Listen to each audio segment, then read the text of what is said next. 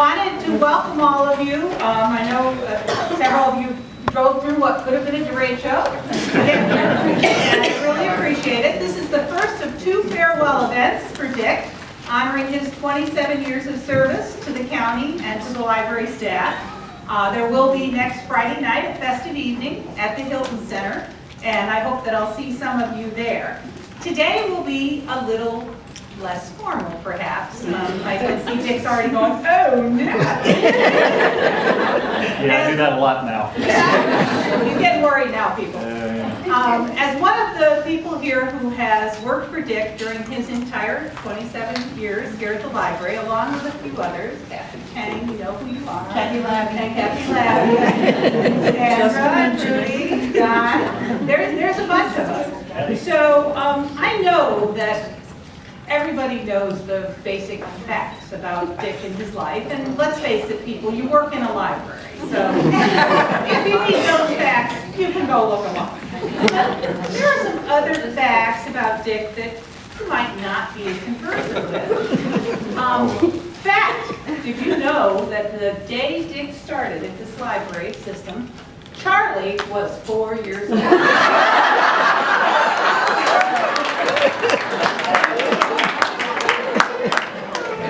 I got a hell of a lot smarter even then. A ticket to the movies at that time cost $2.75. The postage stamp was 22 cents. Fact, when Dick became director, there was not one computer in any of these buildings. Not a zilch, buckets, no computers.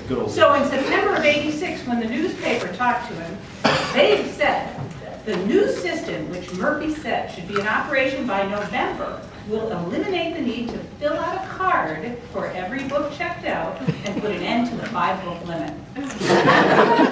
We're really, really old, Dick. It's also interesting that the year he became director was the first year that the very first .com domain name was registered. It was also the year the first PC virus was reported. Now, by the time Dick had been here 6 years, he had opened several neighborhood libraries and Chin Park, and they had broken ground for Bull Run. And by the time Dick leaves us, he will have helped plan 2 more full-service libraries, the first ones in this county since 1991. Another fact.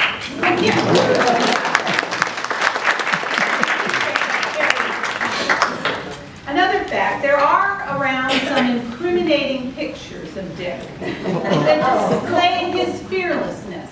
I didn't bring them with me, but in one he's dressed as a sheep with a harem.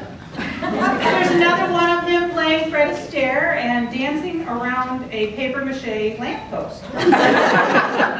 It is indeed a fact that Dick would go to great lengths for his art.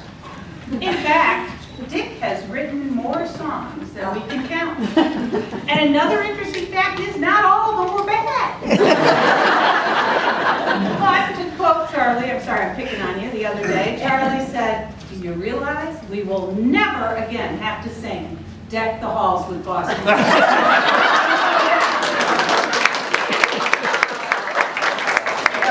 That's what you think. So we are grateful for that, Dick. More than we can say. But we are especially grateful for your good humor, your pride in our library system, and your support of the staff through all these years. And we know that you said no gifts. When have we ever listened to you? Never. I'd like to bring Debbie up, who has a little something for you. And I'd also like Kathy to come up, who has a little something for you. We couldn't let you leave, as Jean said, with these songs without Dick Murphy's Greatest Hits Volume 2. These are all the songs that Dick has written just in the last 6 years, since Volume 1 came out. This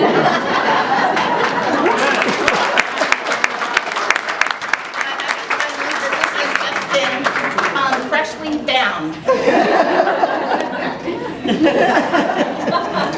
And then Debbie. This will go down in the man cave, I'll take it. Oh, I bet Julie can't wait. Yeah. And now Debbie has something for you. If you could open that, that is from the entire library system. Okay. Everybody go out and pick it out? Yep. No, it's not.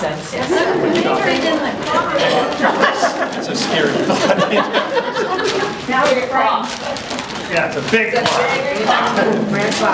Bigger on the inside.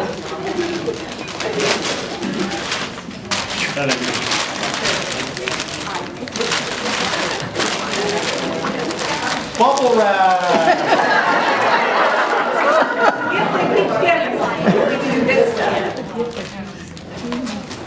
Oh, very nice.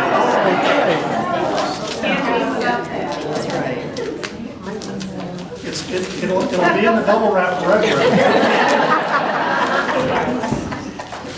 I bet you will let that out. There you go.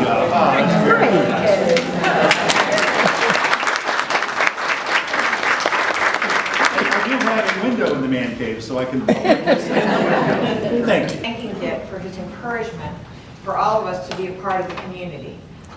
Over the past almost 20 years, we've raised thousands of dollars and collected tens of thousands of toys for children in this area. Marine Corps Toys for Tots. Every year we've been able to support at least 1 or 2 families, 1 year 3, through the charity that the raffle that we have. And all of it, Dick is carte blanche.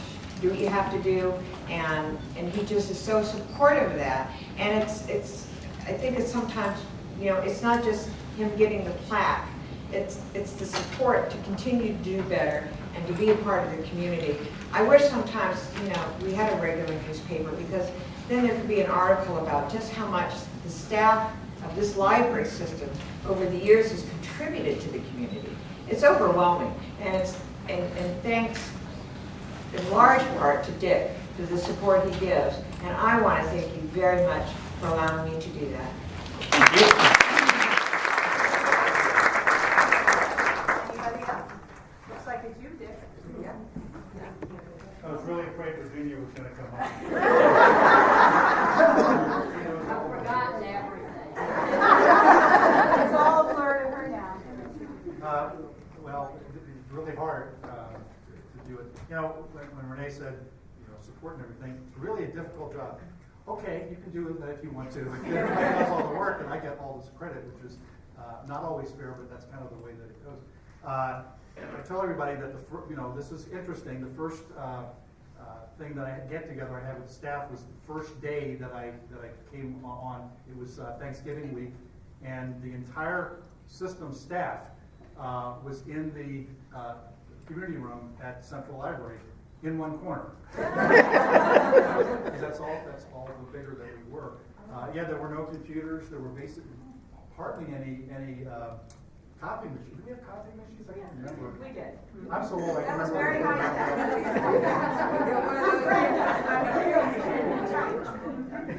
Manassas Park was still part of our system.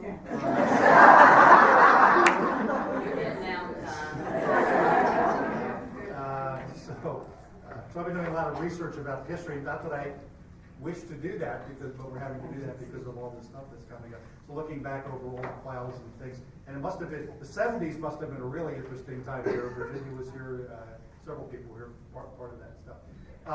This has been a great experience for me. I never intended to, I never intended to become a librarian. And one of the great things about being this old is I can tell the same stories over and over again, and you'll just sit there and nod.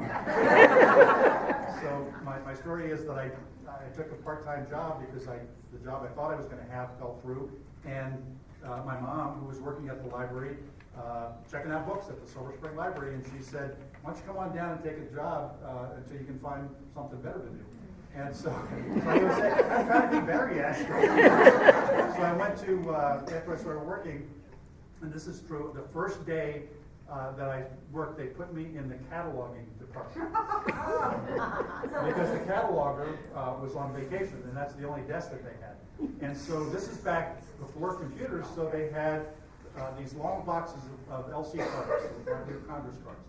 And 8 hours the first day, my job was to sort those into English language and foreign language. Right? I had just spent 4 years at Georgetown, and 8 hours that first day. That's what I did. And I thought, it's got to be better the second day. So the second day, they gave me all the ones that I had in English language that I had sorted out. They said, put these into technical and non-technical. That's what I did 3 hours a second. And I truly almost didn't come back. But the third day, they gave me something a little bit better, and then I started working. So I've had, the only job I actually haven't had in working in the library is the job as page. And what a great thing that is to be a page, because I can be gone for long periods, but the pages aren't there, nothing gets back on the shelves, and it's, so it's a really very important job. But I was on the bookmobile for a year and a half, and I had to do all my own shelving, so I always tell everybody that I had that job as well. When I got here, it was very fortuitous. I was deciding I had to get out of where I was, and so I started applying everywhere and was getting nowhere because I wasn't a deputy director. I was, my title was administrative services coordinator, so this was one of the few places that would actually interview me. And so I still remember, came in, I guess it was Central, because that was all there was. And they had, the library board was around the table, and Virginia sitting behind me. And what I couldn't see was that every time they'd ask me a question and I'd give a stupid response, she's going. And I gave some stupid responses. One of the things was, how important volunteer service is here.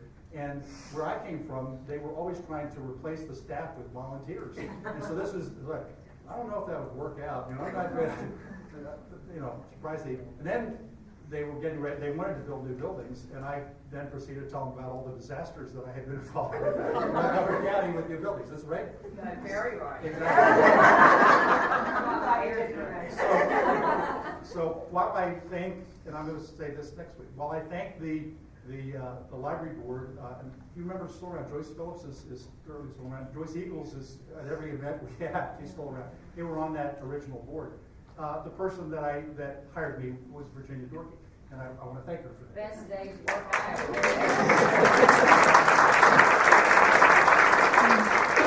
And I have, I probably made everybody's life here miserable at some point with something that I have done. We're not done, because that's the other part of this job. But I've always wanted to be an organization that the community would be proud of. And I got to tell you, I think people in this area are more proud of the library than almost anything else. And that's a tribute to everybody here. And so that's what I take away from the time that I had here. All the great people that I've gotten to work with, some of whom were only 4 years old when I came.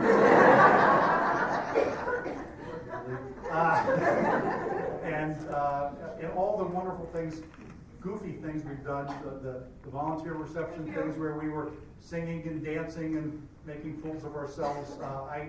When my daughter was about 4, I guess, we did one of the things was a theme of magic. And so we worked out this thing where the magician made me disappear on stage. And my daughter was not happy with me. Yeah, and fortunately I appeared, well, at least for me, I came back at the end of the show. So all kinds of strange things, but it was just that I really wanted to have people think about us in a different way. People love the services and the books and so forth, but they needed to think of us as being part of the community. And so I started the cartwheelers thing, as goofy as that is. So I do agree, being part of the community has been a big deal for me, and I want to thank all of you for making this such a wonderful 27 years. It really has been. And I'm going to miss it a great deal, but I can't say anything more because I'm going to start doing something else.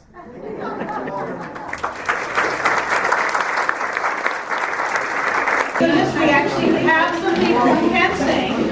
For those of you who've been in our practice, make your way up here. You actually practiced? I don't want to say this is a tough one, but a couple of things you need to know. Three things you need to know. One, it's Dick's fault that we're singing this song. Okay?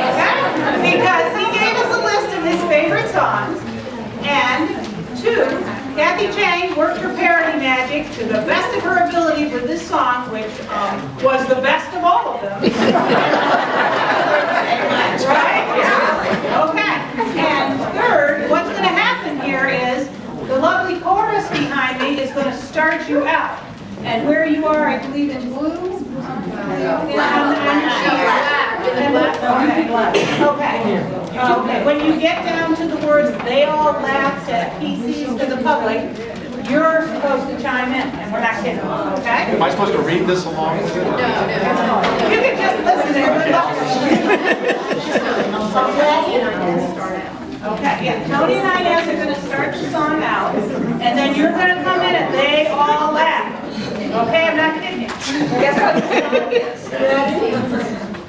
Are we ready, everybody? Yes,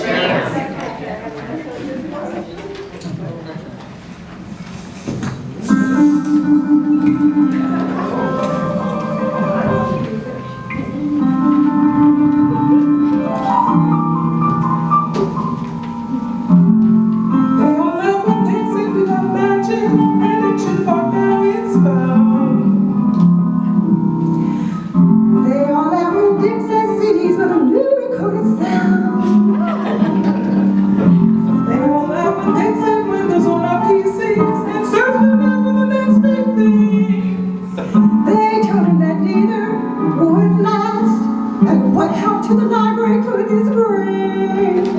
But through it all, did stay true. Yes, we were reaching for more. And yet, all these things came true. Now they had to change their tune. They all said we could never reach the stars. They laughed at us at home. But